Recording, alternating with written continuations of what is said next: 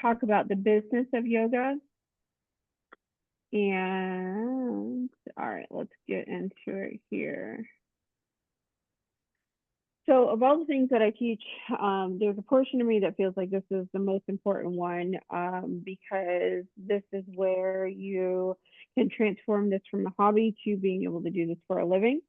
Throughout this lecture, I'll give you a bit of my kind of lived experience and the things that work, that I know of as well. What I will say right off from the beginning is that running a business is not necessarily hard. It just is a lot of work. And I think what happens in the beginning when we first start to kind of lean into deciding that this is something that we want to do, we don't necessarily understand the amount of work that it takes and what that actually looks like in practice.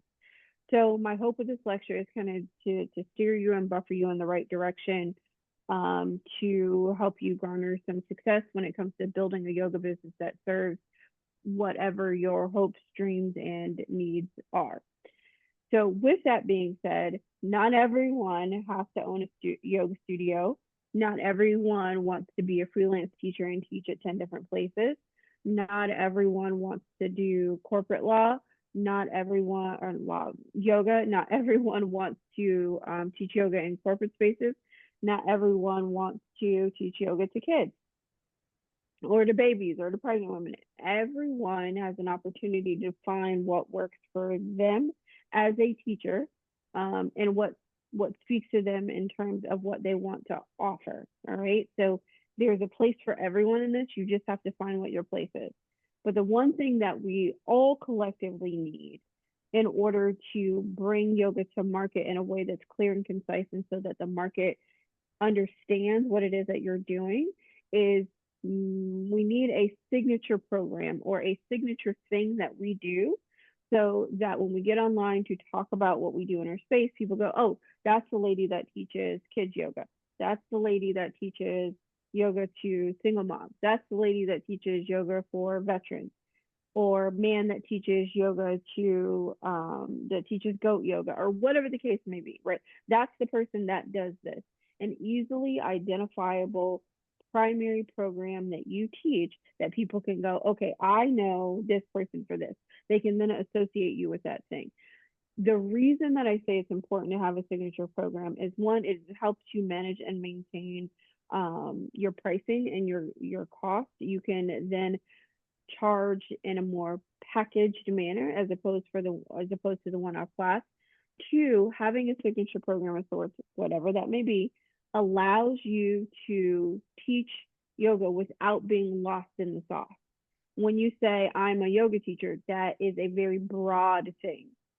So we want to distill that down to something that you can be known for, or that is at least marketable with a clear message when you go out to talk to people about what you do. So we'll talk about the essentials to running a yoga business, kind of learn different income models that are available. We'll talk a bit about branding and your relationship to students, and kind of move on from there. Yes, did you have a question? Oh, no, sorry. Okay. Okay. So sometimes in the beginning, yoga teachers can struggle with the idea of making money. I'll tell you straight up and down that if you're going to run this as a business, if you're going to do it for a living, you have to make money. Otherwise, if you're not making money, you just have a really expensive hobby. Full stop. Okay. Your job when it comes to running this business is to sell something to someone. That's the job, right? When it comes to our yoga practice, we want to do it with our yoga principles and ethics in mind, of course, but ultimately our job is to sell something to someone. That doesn't mean that our heart's not in it. That doesn't mean that we don't care. That doesn't mean that we do it from a place of, whatever our emotional hangups that get tied to money are. We're not talking about those things right now. We're talking about the practicality of, it costs money to run a business, whether you're running it online or in person. So how do I generate cash flow to turn that cash flow into a profit, so that I can take care of myself and then continue to put money back into the business, so I can continue the business and serve the people I want to serve going forward. All right. So what we want to think about is that earning a living as a yoga teacher is an act of sustainability that allows us to serve more people without being burnt out. If we cannot serve more people, then we end up doing this from a place of possibly part-time, possibly very little at all, and we have to have some sort of other means of supplementing our income if we don't reframe the way in which we see running a yoga business. So this connects us to our Advaita, so the consistent practice, and our Swadhyaya, our self-study. So building a business is a practice. It's not a one-time effort. This is a constant thing. Like uh, we talk about consistently showing up to the mat. This is that same thing. It's consistently showing up for yourself in business. Now, the frequency to which you do something that can change, but you consistently doing it cannot change. So if you say, um, I am going to go live on Instagram for my business. All right. So the consistency is you constantly continuing to go live, even on the days that you don't want to. The frequency would be, I am going to go live for my business Monday through Friday. All right. The frequency can change. So let's say that on Monday you get on, you're great. Tuesday you get on, you're great. Wednesday you get on, you're awesome. Thursday you have a cold, so you don't get on. All right. That's a frequency thing. Consistently doing it is I did it Monday, Tuesday, Wednesday. I couldn't do it Thursday. I picked it up Friday, Saturday, Sunday, whatever your schedule is. Don't allow the conflation with consistency versus frequency create burnout for you. What can you consistently commit to for your business? I know for myself, my commitment looks like I can go live once, maybe twice a week. So that's what I commit myself to doing. And I don't freak out if I don't get two in a week, right?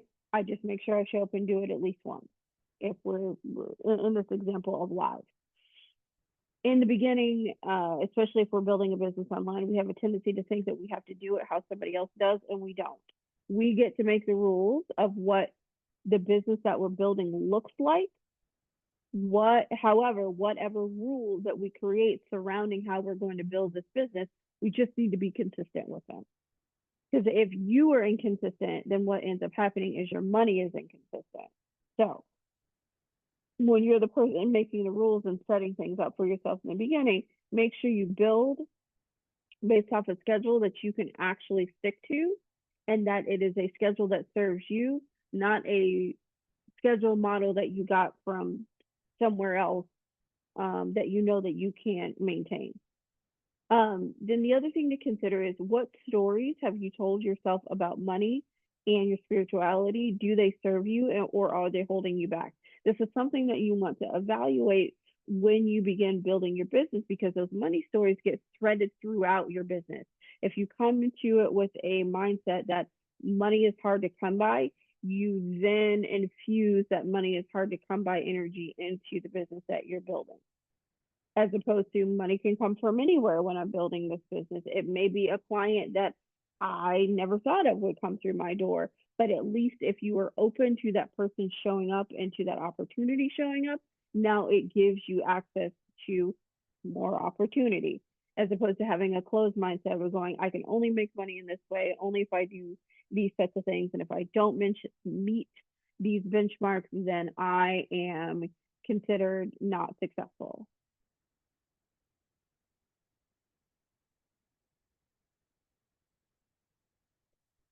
All right. So foundations of a yoga business, choosing the structure of your business, be it sole proprietor, LLC, or corporation. That's something that you have to decide as to whether or not that actually works for you, and which one of those works for you.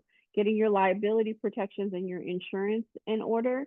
Um, that is going to be based off of what is required in your area. I will say everybody needs liability insurance. Get the liability insurance, because you never know what might happen. Um, Contracts and waivers, have those in place for both your in-person classes and your private classes.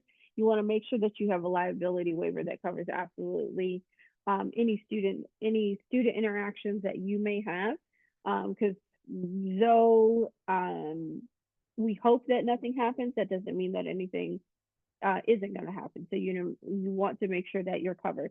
And what liability insurance does for you essentially is gives you access to a team of lawyers to represent you if something goes amiss. And I don't know about you, but having deep enough pockets to wage a legal battle may not be the case for many of folks out there. So it's worth it to pay the premium on your insurance as a teacher. One of the companies that we use is Be Yogi. So making sure that you do your due diligence and find insurance that works for you. But the one that we happen to work with is Be Yogi, and we can send you that information as well, and you can see if it's something that's right for you. So let's talk revenue streams as a teacher. If you are a studio owner, of course, your studio classes, if you decide to go the studio route, of course, your studio classes would be a stream of revenue, private sessions, workshops, intensive, your teacher training, continuing education training, online memberships, digital courses, retreats, and events, and merchandise are all streams of revenue that you can offer as a studio owner or as a yoga teacher. Here's what I will tell you. Find yourself in those revenue streams.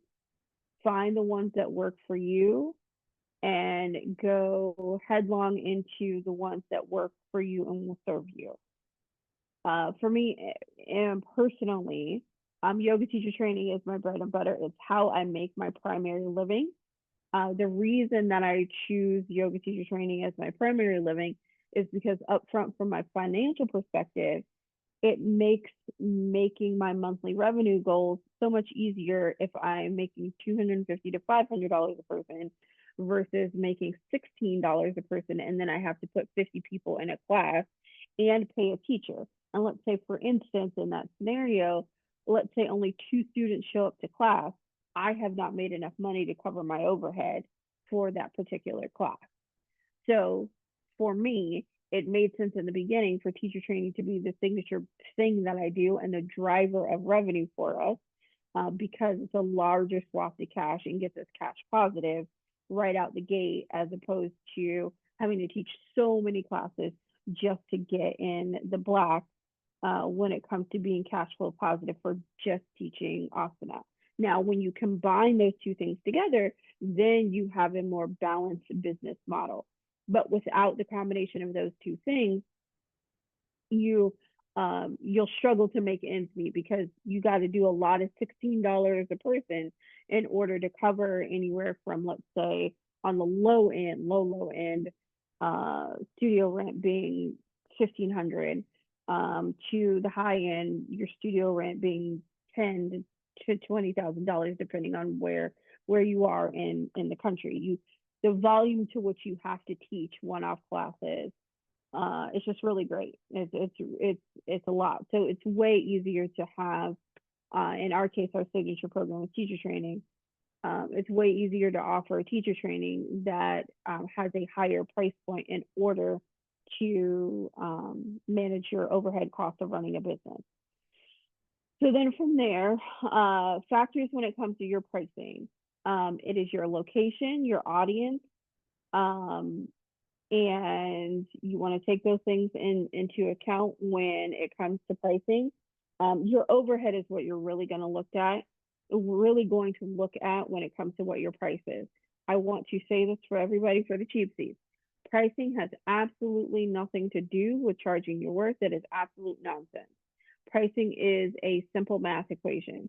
It is, what is my overhead plus what percentage I want to make in profit. It has nothing to do with my worth or value as a human being, because that number is priceless. There's no number that I could call that is as valuable as I am as a human being, as you are as a human being. But when it comes to pricing, if I know that my overhead for just the building alone, for the rent for the building, is $5,000, my pricing needs to reflect the fact that it's going to cost me at minimum $5,000 to keep doors open. Then from there, we add in utilities. You add in the cost of teachers, because you don't want to be the only teacher on the schedule, or you'll be miserable and burnt out. and then the cost of supplies when it comes to running the actual studio space. That is how you determine pricing. You can offer fluctuations in pricing, like right now we have the one cohort per year gets a price break that I offer, and I've always done that. But uh, the rest of the cohorts stay at regular pricing because they still have a business to maintain. So you can fluctuate with it and put offers in there, but ultimately your goal is not to be cheap. Your goal is to make sure that you are being a good fiduciary of the business and being financially responsible and charging a price that you can that can help you maintain the business. It's not just about affordability. Then from there, from that part, the piece that you need before you dive into branding and your marketing message and what you're going to say is you need to have a clear avenue of advertising and getting people's attention. Because if people don't know you exist, you're not going to get people to come through your door, to sign up for your workshop, to sign up for one-on-ones, to show up to your class at the community center. People have to know you exist. So what is your means of advertising going to be? I would venture to say that that is more important than your overall arching branding in the beginning. And the only reason I say that is because in the beginning of building a business, you don't necessarily know who you are just yet. So that branding may morph and change, and that's okay. It's okay for that to grow with you as you grow as a teacher. And it's less important because you can spend a lot of time, money, energy on resources looking at branding colors and making business cards and building a website and doing all of these essentially arbitrary things that don't make you money. Because remember, as I said in the beginning, your ultimate duty to yourself, if you want to do this for a living, is to make money. So figuring out that piece first, knowing, okay, I know I'm going to, let's say, teach yoga to uh, I'll use a different one. I know that I am going to offer goat yoga classes. I know that the farm is open 3 days a week. I know that I can't teach all the 3 days, so I'm going to have to hire another teacher. How do I get enough people to show up to my goat yoga class in order for me to offset my cost of gas to get there, paying the other teacher, creating printed materials so I can let folks know about this class and turn a profit so we can continue to do this? How am I going to get people to show up to the class? How am I going to get the word out? Are you going to use Facebook and Instagram or TikTok ads? Are you going to put flyers everywhere? Are you going to make phone calls to local areas to let them know, to local businesses or local schools or something to that effect, to let them know that you offer these classes? Are you sending emails? What means of advertising are you going to use to get your marketing message out to the masses so people show up to these classes? Because if you don't have leads, if you don't have people who are going to physically show up or they know that you exist, then you do not have a business. Again, you have what I was talking about before, which is a very expensive hobby. Ultimately, you have to get people to come through the door. And I will say this for cheap seats too. If you build it, they will come is a movie. It is not a marketing strategy. That is not true. You have to spend the time banging their drum and telling people that you exist. It is more important than what your branding scheme looks like on your website, what your marketing pamphlet looks like, what the color of it is. It is more important that you can just go from I have no customers to I have one customer. And going from no customers to one customer is a tall feat. It takes a lot of energy and effort in there to do that thing. But if you can learn that thing, now at that point, you have a business that you can continue to build off of and grow from.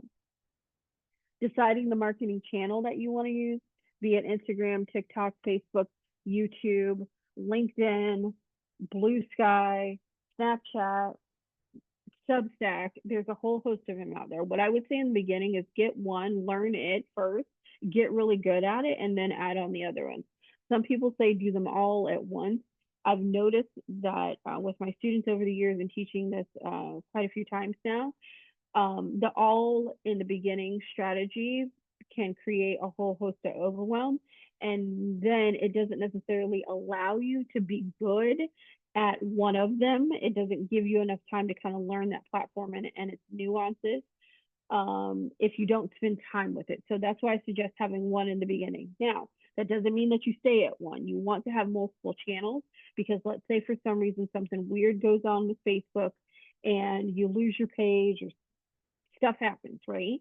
Um, you want to be able to have your other multimedia channel, your social media channels rather, working so that if you lose one of them, you have not lost your entire business. The other thing you want to make sure that you do is one of those channels that you use, you need to own outright. So, be it owning your email list where you've collected email addresses and now you have a list that you can refer to for your business that is yours and yours alone, a website that you pay for that you built that belongs to you and you don't have to worry about it being shut down, something that belongs to you directly that is outside of Instagram, TikTok, YouTube, Facebook, X, Substack, so on and so forth, because all of those platforms belong to somebody else. And if they decide that you don't need to be on their platform anymore, there's, to a degree, there's not a whole lot that you can do about it. So make sure you have something that is yours. Now, your content strategy is the videos and the blogs and the podcasts and things like that you're going to do. That content strategy needs to be something that is intrinsic to you as an individual. So if you know that you're a person who does not like being on video, then do not create a short video series because you are leaning away from what you're good at and towards what causes discomfort. Do a podcast, create a blog, drive traffic to your blog from your podcast. You can do video, but maybe you do video where you don't show your face. When you're setting up your content strategy, especially in the beginning, set it up in a way that it's going to serve the best parts of you and the best qualities of you so you don't have to go back and revamp it because now you've created a monster within the business, which is something that you are totally uncomfortable with to begin with. Make sure in that content strategy that you're offering value before you ask for a sale. This is why you'll see me pop up on live and I'll just teach a full-on class. This is why a lot of our teacher training stuff lives on YouTube now, because I know people will still come back to me for that value, and it makes it so much easier to sell something or sell them something when I've given them value up front. We talked about this at the beginning when we talked about the authenticity of being a teacher, but let your authentic personality shine through when it comes to building your business. So you do not inadvertently build a business that you grow to hate, basically. And also make sure that you're not building a business that you can't keep up the facade. Just be yourself from the beginning, then you don't have to worry about changing anything down the line or dissecting anything or coming up with any other reasons as to why the business doesn't work because it wasn't really who you were to begin with. So when it comes to money management, it's different for everybody. Budgeting based off of what your business's needs are, but you have to look at your dollars and cents in order to do that effectively. Make sure, this is the one thing I can impress upon you, ask me like I know, make sure in the beginning that you build in recurring streams of income. Why do I say that? Recurring streams of revenue. Why do I say that? Because it is exhausting to start at zero every single month and have to go resell or find new students, or go back and sell again to your previous students, which you should be doing anyway. That is a part of it. But you also want to have some sort of means to which to retain clients so you have a base level of monthly income. So you're not putting yourself in a position where you start at zero every single time, every single month, because there is a fair share of exhaustion and being in that place. Simple systems win the day. So if you have simple systems to track your money and what your spending is, and yes, you do need to track it, that allows you to know where money is going out the window so you're not wasting it on a bunch of stuff that ends up not helping the business move forward.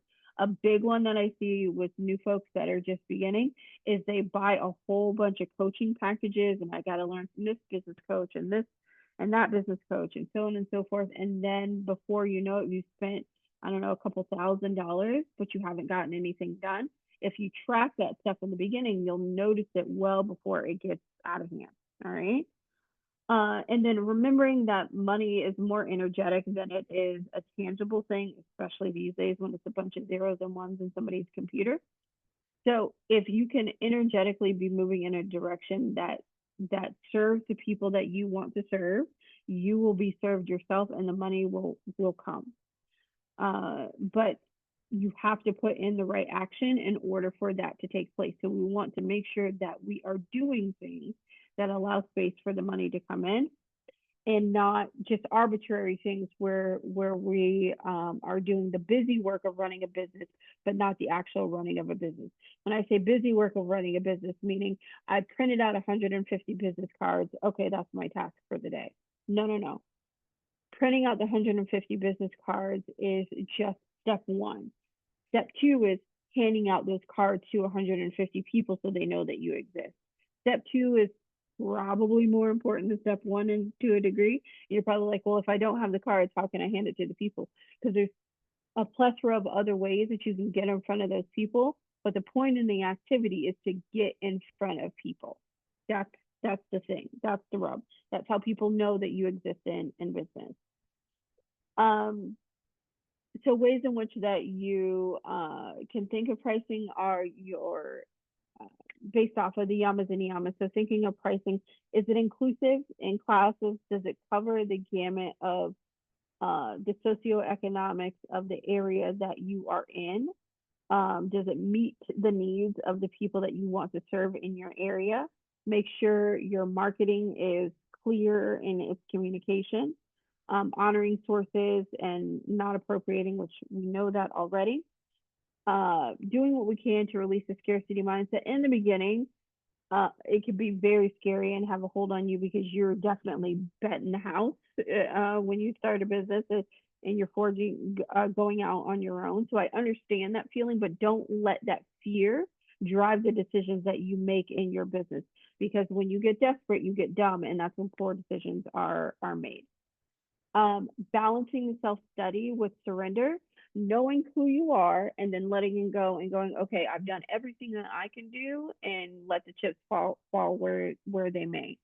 But that only works when you do everything that you know is right action for you to do when it comes to building the business. And that's why, that self study comes in heavy, because if you don't know who you are, it's going to be very hard to navigate business. Because essentially, running a business is just blowing up your personality 10, 20, 100 fold. All right. So having a real good sense in who you are as an individual allows you to steer the business in a direction that is better suited for you if you're going to be the primary driver in this. Okay. So there are a litany of ways that you can build a business. As I said in the beginning, having a signature program is really helpful. Teachers who build sustainable businesses and income through having private clients and online courses. That's an example of sustainability. Studios extend revenue by having boutiques and workshops. That's another means of sustainability. Independent teachers create brand partnerships with corporate wellness. So if you wanted to become a brand partner with, let's say, the Fabletics of the world, that's another way to create an additional stream of revenue outside of you physically having to show up and teach. That is another thing that I encourage all teachers to do, is to have some stream of revenue that does not require your physical body in order for you to get paid. So be that a product, a physical product that is made that you offer on your website, or a digital course. I always lean heavy into digital products because they're easily duplicated. It's something that you can make once and sell over and over and over again, and your clients get an A experience, and you get an A experience. It creates that feeling of reciprocity where it's a win-win situation for all parties involved.